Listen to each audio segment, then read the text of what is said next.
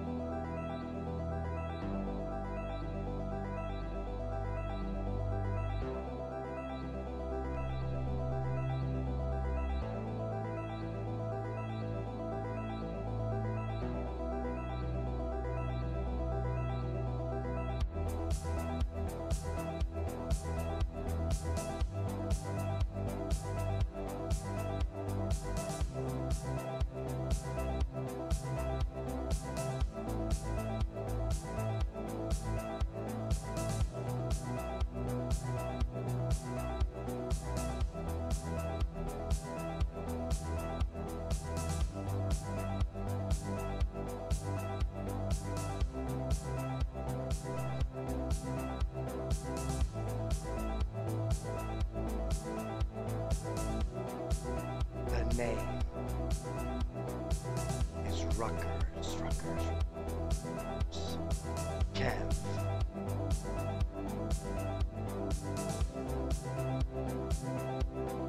I play iRacing. I've been a member of iRacing since you were in diapers. Since you were in your little bunk beds. when you were sitting, oh, I wish I could play. I want to drive the race car, Mommy. I was driving the race car. I'm the two-time, twice, dose, in the same year, 2010, Season 1, Time Trial Champion. In 2 cars, Silver Crown, Craftsman Trucks. Nobody has ever accomplished that. I'm the only one brave enough.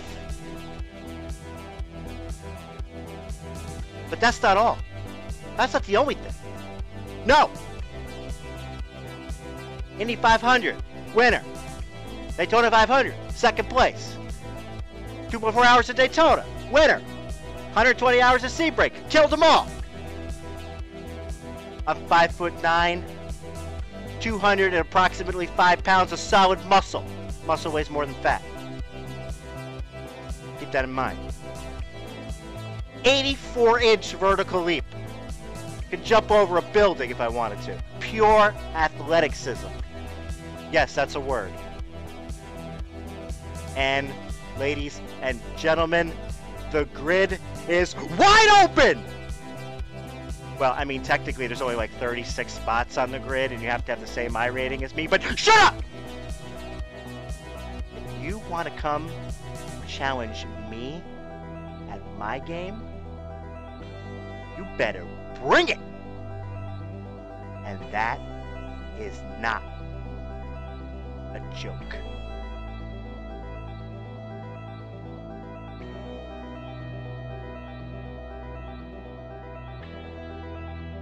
It's time for community questions, where I beg and scream and kick until people ask me a question on my Discord, and then I'll answer it. So CJ Geis asks, what made you want to start streaming? Well, I just said I didn't want to talk about myself, CJ, but I'll answer your question anyway, because this might inspire other people to start streaming, which is the point of the podcast. I started streaming because I needed a motivation to race. I had one of those, I guess you would call it anxiety for racing. I felt like I had to practice and practice and practice and practice and practice because I didn't want to spin out in the race. Also, I felt like I had to do as well as I could in the points, so I didn't want to run a race and not do the best I could because I didn't practice enough because I wanted to score the most points, right? So basically I found myself not finding the time to race because in my mind I couldn't find the time to practice, right? Or when I had time to be on iRacing, I was doing more practicing than racing, right? By streaming, it got me out there and got me to say, hey, you know what? Every Tuesday night at 7 o'clock, I'm gonna be racing this, and every Wednesday night at 8 o'clock, I'm gonna be watching this. No, racing this is what I meant to say. And you know, it got me out there, it got a schedule, and it got me going. And that was in 2012. In early 2013, I moved to New Jersey and got a job for a personal injury law firm. And that got me really, really busy. I was working like 60-hour weeks, like no lie. And I just said, okay, the streaming every night, that's not going to happen. But I can do the iRacing NASCAR series, which is just starting up. So one day a week, Thursday nights, that was me, right? And by doing that, I built up an audience because people knew Thursday nights I was going to be on. I was going to be doing the iRacing NASCAR series. If you want to tune in to see the iRacing NASCAR series, tune in to me, right? So by doing that, I built a following. Okay, thanks for your questions, CJ. Now, I do want to mention I have an interview. I was supposed to do the introduction during my intro video, and I totally forgot. So Randy Chenwith is my guest. He's a longtime member of iRacing. He's been a friend of mine on iRacing for a long time. We've ran in multiple races together, including the first ever RACESPOT 24 Hours of Daytona, which was the first major 24-hour race on iRacing. And frankly, we were going to win the race. We had over a lap lead, more than halfway through the race. We were doing very well, and then a HPD basically decided to pass us in the grass at Spa, where there really is no grass, and spun out and hit us and wrecked us. So we finished third in that race after the repairs, but that's really one that got away for everybody on the team. Randy used to be the owner, I guess, of New World SimSport. New World SimSport then merged with Phoenix Motorsports. He's driven in multiple series, including the NEO, almost every single major iRacing series Randy's been a driver in. Randy's a very good driver, and he's also a very good broadcaster. So he hooked up with the guys from RaceSpot, and he's calling almost every single World Championship series. So I'm happy to have Randy on the show, and you might be hearing a little bit of more Randy in future episodes.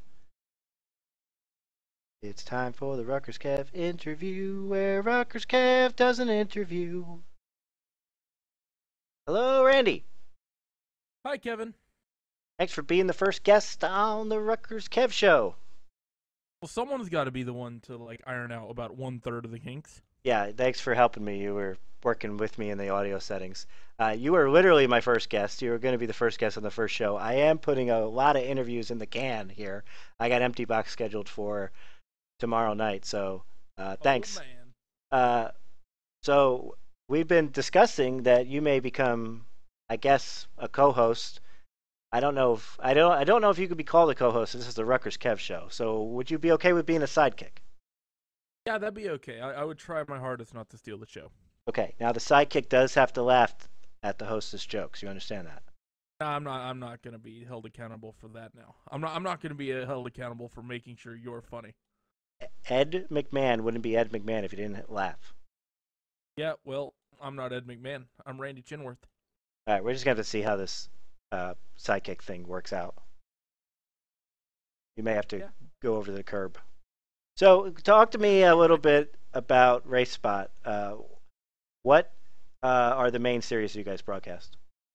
World Championship, all of them. So there's, of course, been the Grand Prix Series, NASCAR Peak, Antifreeze iRacing Series, I believe is the new name, as well as the Blanc Pond GT Championship. Those three are all in the books. We have the new three that are upcoming. World of Outlaws, both the late model and the Sprint Car Championship, as well as the Red Bull Global Rallycross World Championship. Those are really going to be the big series we're known for. World Tour events, endurance stuff, Neo Endurance Championship. Basically, pretty much if it's one of the largest things on the sim, we're pretty much the one that produces the content. Now, why doesn't RaceSpot use Twitch? Oh, that's a very political answer. Well, we've started restreaming with some of the content, and we're going to test it for about the 4th time. The reason we have not switched to Twitch in the past is because Twitch has, generally speaking, been less reliable on us. It has less features because you have to stream at lower quality settings. And for our sim racing community, we've found the viewership is not as large as people hype it up to be. I would agree, actually. I think I'm one of the first people to stream to YouTube and Twitch at the same time. This was even before Restream, and I had much more viewers on YouTube than I did on Twitch. It's one of those things, a lot of people, they see a lot of the other big popular esports streaming to Twitch, so they think that's where our viewership is going to be. However, we're not going to be getting the same sort of people watching sim racing content that watch an E-League major for Counter-Strike or who watch a international for Dota. It's a very, very different community, and especially with sim racing, the age group is much, much older, and I'd say there's a lot of people who watch sim racing content who may even not even know what Twitch is versus YouTube. You know, let's think about sports car racing. Radio Le Mans, they tend to stream to Nismo TV a lot. Nismo TV streams a lot of real racing content to YouTube. They stream Super GT. They streamed the Bathurst 12-hour just a couple of weeks ago. In Nismo TV as well as other things, like I said, Radio Le Mans has been on YouTube in the past, and they've had thousands and thousands of viewers. So people finding the content on YouTube, people overhype it up as like this sort of issue. I think it's people just not understanding the fact that we're dealing with a naturally small audience as it is. Now, RaceSpot's not only broadcasting to their RaceSpot channel on YouTube, but they're also sometimes broadcasting on the main iRacing channel. Do I have that right? Yeah, most of the shows I do every week go directly to the iRacing channel. So this week, for example, Tuesday night, NASCAR Peak Antifreeze iRacing Series season opener, won by Nick Ottinger. That went directly to the YouTube channel. 2 shows on Wednesday. That was the Skip Barber Championship as well as the East Week Contender Series directly to the iRacing channel. Tomorrow night on Friday, we will have the 11th round of the of Friday Night Dirt Night. That'll be going directly there. I believe we'll have the. I'm not sure if I'm doing the show or not yet. It sort of depends. The SCO 10 hours of Suzuka. That'll, I think, is going to be going directly to the iRacing channel. But yeah, we do a lot of stuff that directly goes there, and that's just because, I mean, there's more people on that iRacing YouTube currently than there are on our private channel. So it's just a lot more exposure and whatnot, and because we are sort of the official iRacing partnered broadcaster versus something like LSR or any of the other. Well, that's kind of the gist of the question, because GSRC and the other channels also broadcast on iRacing Live. So what kind of... Okay, so RaceSpot is the official broadcasters? I don't know if there's like... I don't know if iRacing would say it that way, but we do all their stuff. So what kind of input does the devs of iRacing have? I mean, not that you guys would do this, but what's to stop you from going rogue and doing anything that would be uncouth to iRacing? You know, are they watching? Do they have any kind of input? Yeah, I don't want to go into too much detail, but we do have a set of guidelines we have to follow. There's some things the iRacing devs are cool with us talking about, and other things they're not. Basically, if you just think about the fact that iRacing is always wants to put themselves in the best light possible. They want to put their best foot forward. Right, but ignore all that. Let's not. When we can, and if you're going to be a co-host on the show, we're going to talk about the bugs and stuff a lot for iRacing. So Fine. let's. I understand when there's what I call a rain delay. Right, during the middle of a 24-hour race, right. You don't want to come on the air and say how bad iRacing is on the iRacing channel. But that really wasn't what I was getting at. Like, what if you just say, that you like having sex with babies? I mean, that wouldn't be something that iRacing would be really cool with. It seems like they've really loosened the reins and given you guys. They have a lot of trust in you. Is what I'm trying to say. Well, we've also been doing I think RaceSpot's 4th anniversary is either it's already happened or it's sometime in this. So they've been working with us at RaceSpot for 4 years. And they worked and acknowledged Will before that when Will was at Glacier. For example, the entire reason RaceSpot exists, and I don't know if this is supposed to be public content or not, but basically iRacing wanted to have Will Vincent commentate the World Championship Grand Prix Series, but they no longer wanted to work with Glacier TV due to some people that were there. I won't go into it much more than that. Yeah. So they've worked with Will for 5+ years. They have a lot of trust in Will, and because Will has generally brought up good people, they have trust in us. Okay, all right. So let's get into the broadcast itself. Now, as a viewer, I got to say my biggest pet peeve watching is the pit reporters, because the pit reporters have no friggin' idea what's going on, which is, I mean, accurate. They don't know if the car's taking 2 tires, 4 tires, or whatever. Why the insistence from not just RaceSpot but from all the broadcasters on having a pit reporter? I would rather prefer to see a strategist who's going to talk about, oh, look, this guy took 2 tires and this guy took 4 tires, instead of saying, here comes so-and-so down the pits and he took 4 tires. So do you have any thoughts on that? Have you ever served as a pit reporter? I've done some pit reporting stuff. So you must know it sucks. With LSR TV. Yeah, it's not the greatest gig, but it's also a good way to actually train some people. So, for example, okay. Well, that makes sense. But I mean, it shouldn't. I'm sure you've watched a broadcast where so and so pits on the roadside, and they watch him come down the pit road at slow speed, and then he sits in the box, and then the guy has no idea whether he's taking tires unless the car gets jacked up. Because oh yeah, the car's getting jacked up. Okay, he's taking tires. It's like.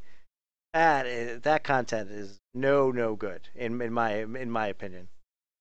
Yeah, I agree as well. It's one of those. It depends a lot on the context. If it's the final pit stop of an endurance race and you're trying to watch a gap between 2 people fighting for the win, and if the race leader is coming down pit road, we might watch them in that scenario. But I don't like going to random people either. Being deep in an endurance race and be like, oh, the 23rd positioned car in class is coming down pit road. Let's see what they do. They're 47 million laps down. I'm sort of the opinion, right with you there, that we call it in the World Championship guidelines, because this sort of even falls in line to a question you just asked a couple of minutes ago. we have guidelines to broadcasting the World Championship, and there's a rule in there it's not a hard, fast rule when you hear the name of it, but it's called the Rule of 8.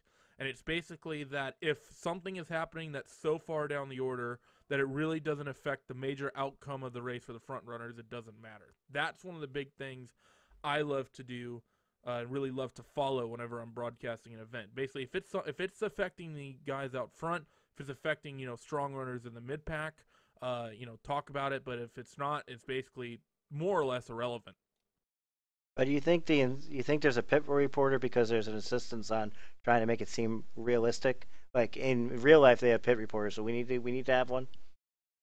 Yeah, that's part of it. And this goes both ways. This is something that I would be somewhat critical on the iRacing side of things. They want things to be as realistic as possible, and for example, they'd like to limit us showing pit road, especially on the NASCAR side of things, because the cars go through each other. Then some of the partners, not just iRacing, but other people that are involved with the series, they don't like seeing that. Right. So we kind of fundamentally have to try to avoid it showing it on video. And because people are like, oh, well, that's not 100% realistic, and I like, in some ways I understand the logic, in other ways I don't get it. But I think it's twofold. You have pressure, at least on our side at RACESPOT, you have pressure from people at the sim saying, there's certain stuff you can't do, and then every single broadcaster is going to be different in terms of, okay, we want to be as realistic as possible and have a pit reporter that does. Now, a pit reporter that does things very well, if someone's going to fill that role, it would be someone who has access to a bunch of the team's team speaks and can jump around and really ask. Problem is, a lot of times, even if you get, slip angles or whatever's TeamSpeak, you'll log into their TeamSpeak. And this, I'm just pulling names out of thin air, by the way. I'm not saying they do this. So if Bobby or Ray or any of the people at Slip Angle watch this and be like, Randy, what the hell are you talking about? You go into these people's TeamSpeak accounts, and they're oftentimes down on a locked channel that's private, that you need a password or certain server address, certain server permissions to get into. And then it's basically you have to send a message and hope they reply within a certain amount of time. Otherwise, you just have to scatter and then get to the next one before the cars end up coming down pit road. So it's sort of a difficult one. Usually the best way to do it is to try to get information before the race, and then you have to sort of just work on that. So say at Daytona this past week for the Peak Antifreeze Series, we knew that the fuel economy was about 40 to 45 laps for the Cup cars. So from there, you almost have to approach the race as if you're one of those drivers, basically thinking, okay, if I was in one of those cars, when would I come down pit road? What would I be looking at when I come down pit road? You sort of have to extrapolate the data, and this goes into a lot of, you get better at this with experience, and you have to say, okay, what would be the best plan for me? And then that's what you have to try to basically talk about on air. Sometimes I watch, and GSRC, I notice it more. They have a director every stream who doesn't broadcast, but he works the camera angles. Does RACESPOT do that? This is like a yes or no, because it leads to my next question. Yes. Okay, so sometimes I see like they'll throw it to the color guy, and he will instantly start talking about a car, and the camera has like already moved there, right? It's not like the guy's reacting to what the color guy's saying, because it would happen too fast. So is there a way that you guys can talk internally without it being on stream, that okay, this is what we're going to talk about next? There are ways that you could potentially do it. We do not do that at RACESPOT, at least verbally. We have a TeamSpeak chat, the same way you would have a chat in Discord or anything else. And basically we type in text there. Now, that said, LSR TV, they use, or at least they used in the past, I don't know if they still do, I think they do with the way their streaming setup works, because their setup is a little bit different to what happens at RACESPOT. They take advantage of the TeamSpeak whisper settings. And basically at RACESPOT, we generally only have one director. So let's use Hugo as an example. If Hugo's the one who's directing the stream, he's the one running the cameras and actually pushing the stream out. He would switch the camera angle, and then he would basically type in TeamSpeak, yo, we're watching the Coanda car that is flipping because Marcus needs to learn how to drive.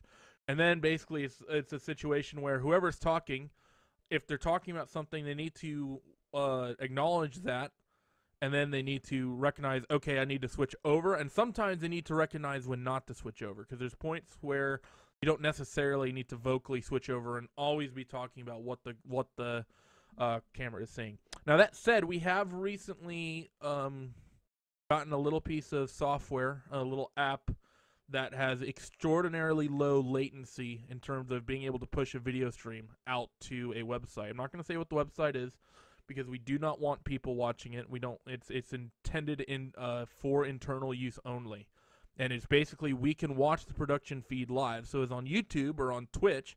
Whenever you push a live stream, there's about a 7-second delay between what's happening on that person's computer and what's happening actually on that the website, be YouTube, Twitch. Sometimes I've seen it up to about 20 seconds. So you can't really use that as a reference ever. This, we're talking about 0.7 of a second. So while it's not still 100% perfect and we're still limited by the capabilities of the internet, it's a lot more relevant. And I think a lot of people will sort to notice that if they start looking for it, seeing the commentators who get better at referencing that, being able to reference what's happening on camera all the time. Right. Now, I wanted to talk about that too. So what are you doing? You mostly do color, I think. So the play-by-play guy, let's just say Will, is going on and on and on and on and on, and then he throws it to you, right? What are you doing in that time? Are you searching through the iRacing cameras for something to talk about, or are you looking at the feed? Are you looking at timing and scoring? All of the above?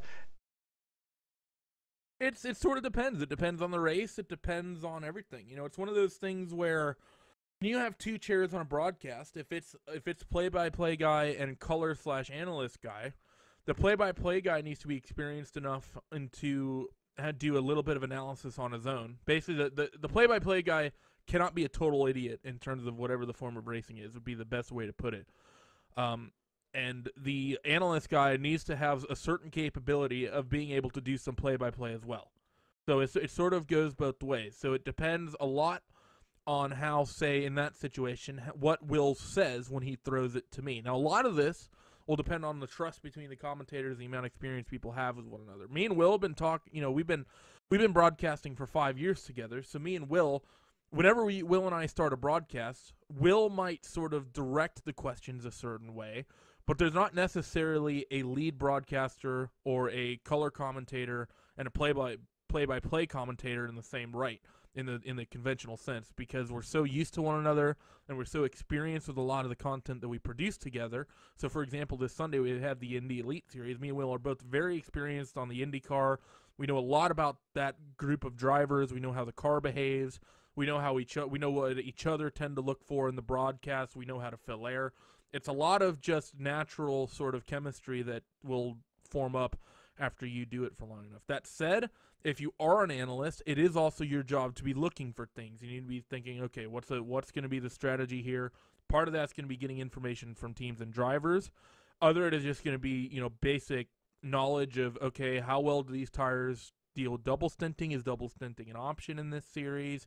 Is it an option at this track? Which cars is it going to be best in? You need to always be looking for things to talk about. So the simple answer is you're doing so many different things. It depends on the situation in the race. It depends on what's happening. Is it early in the race? Is it late in the race? It's so variable, and it's so difficult. All right. Well, there's a lot of things I want to talk to you about, but you can tell you're a broadcaster because you did a lot of filibustering. I was trying to keep this under 15 minutes. We're already at 18 minutes. But if you are going to be a host on this show, we got plenty of time to talk about all the different topics. So I think I'm going to end this now so we can keep this at a reasonable length. But I got so many more topics to talk about, especially the ways that we can improve, ways that we can grow, things that you would like to do but can't because of technical limitations. Those kind of things. So there's a lot more I want to talk to you about, but we'll have to do it on another time. I'd like to thank you for being the first ever guest on the RutgersKev Show. Yeah, and I look forward to being on the podcast whenever that ends up actually panning out. Right, exactly. Give me the elevator pitch. Plug your site, plug your streams, plug your tickets. Let's go. Twitter is at Chinstrap, ChenStrap. I'm not very active. My YouTube page is Randolph Cheneth. Of course, follow RACESPOT, follow the iRacing YouTube. As always, big stuff coming out. Friday Night Dirt Night, of course, every Friday, currently, quote unquote. Look for us on all the World Championships that are coming up.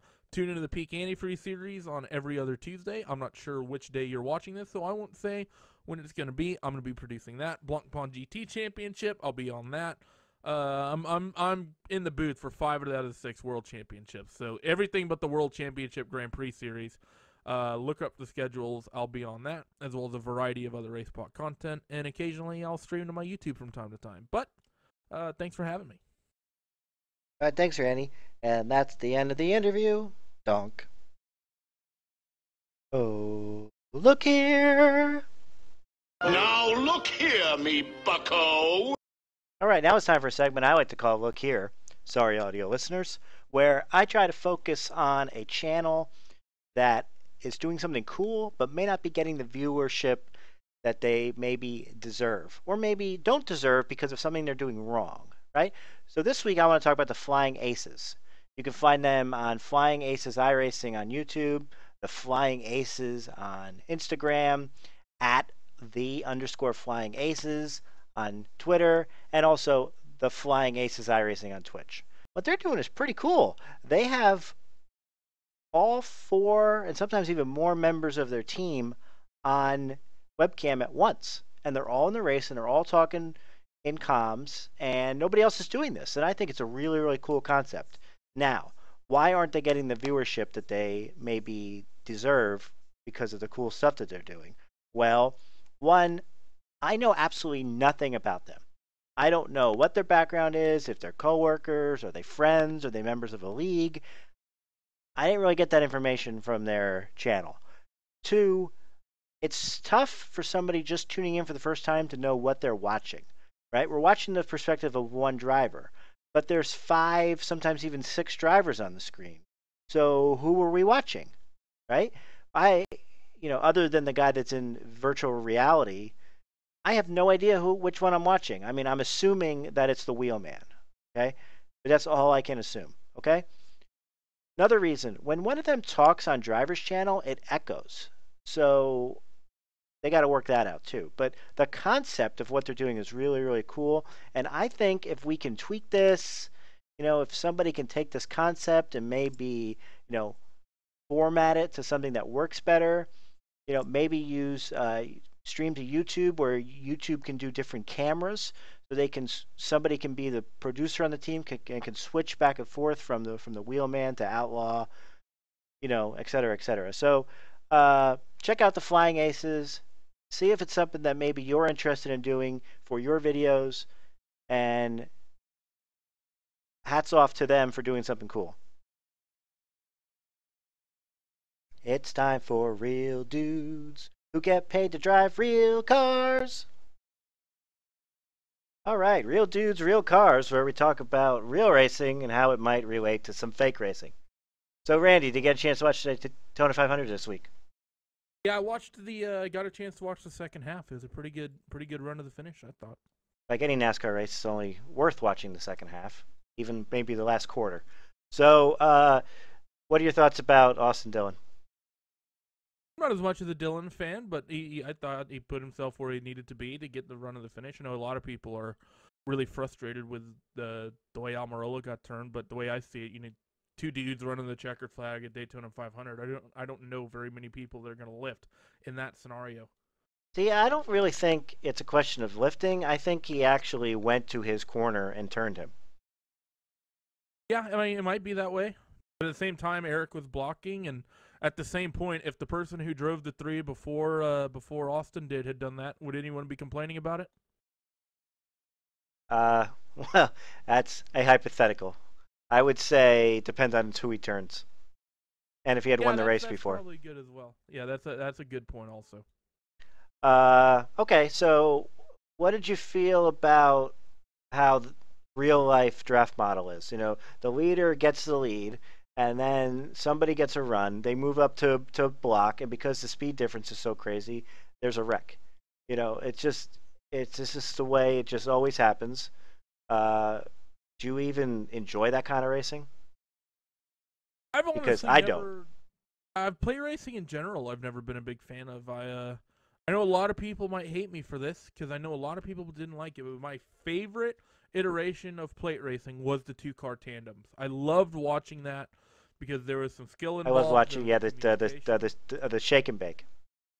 Yeah, like Yeah, watching. and they cars could have talk to work each other on the together. same channel. That was cool. Yeah, that was a lot Well, of the fun to spotters watch, could, in my yeah. opinion. Yeah, like you could communicate. You know, you had to watch engine temps. You know, whereas like in this race, like you said, there's just so much. I know a lot of people, they like seeing the cars be bunched up 2, 3, 4 wide.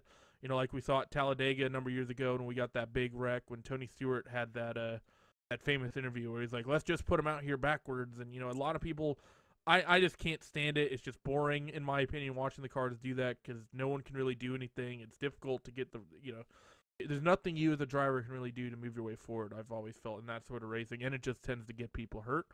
What we saw today, the closing speeds, or what we saw on Sunday, I should say. Yeah, the closing speeds were a little bit crazy.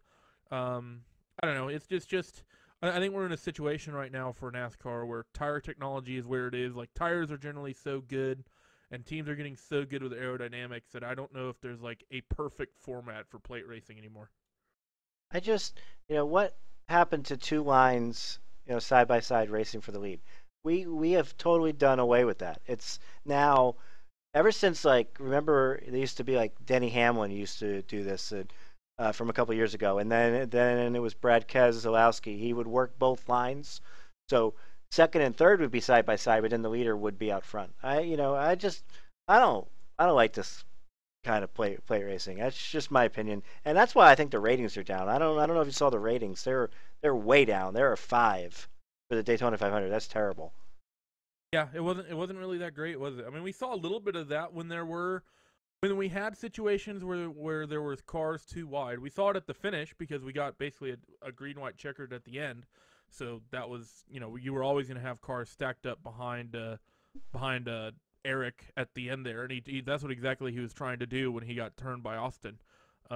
It's just one of those things where, I don't know, there's so many different types of people, and so many different people love different forms of plate racing. Like, some people like the tandems. Other people might have liked the single file sort of stuff we saw this year. Other people might like what you like, where it's just 2 rows of cars or 3 rows of cars. It's just it's such a what's the word I'm trying to look? It's there's not like a one size fits all for plate racing anymore. It's just sort of, I don't know. It's like any, if you do something, it'll suit this fan base, but these fans won't like it, and these other fans will think it's really dumb, and then you'll try to fix some of it some way, and then the fans that liked it now don't like it. The fans that didn't like it now do like it. It's like a plate spinning game for NASCAR. It almost feels like, just trying to keep a plate on a stick rotating.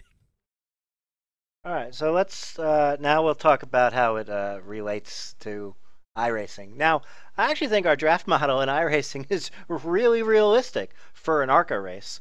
You watch ARCA, they hug the yellow line, and there's no passing unless there's a massive team up. And because of that, nobody ever pulls out a line, because if you're running third, why would you ever pull out a line? You're risking way too much if nobody goes with you. So in terms of that, I think we got it nailed. But I got to say, I ran a major series support race on Sunday, and it was with the old trucks, not the Camping World trucks, but the old trucks. And the draft was excellent. I mean, I was getting huge runs. I could weave in and out of traffic. I mean, I had a lot of fun. Totally different than what the Cup car does, and even totally different than the current truck. Even though the current truck does have a better draft model than the NASCAR cars, the monster cars, I guess you should say. What do you think is wrong? Why is the outside line not working?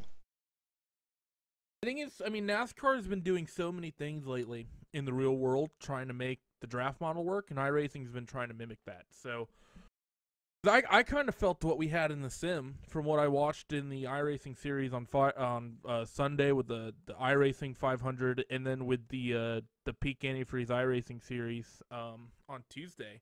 I mean, it sort of reminded me in a lot of ways of what we saw, where there's just a lot of single file running, a lot of cars too deep, and eventually when someone got a run, it was a big headed seam, but we didn't really ever see that because most people were just being very patient and rolling around single file.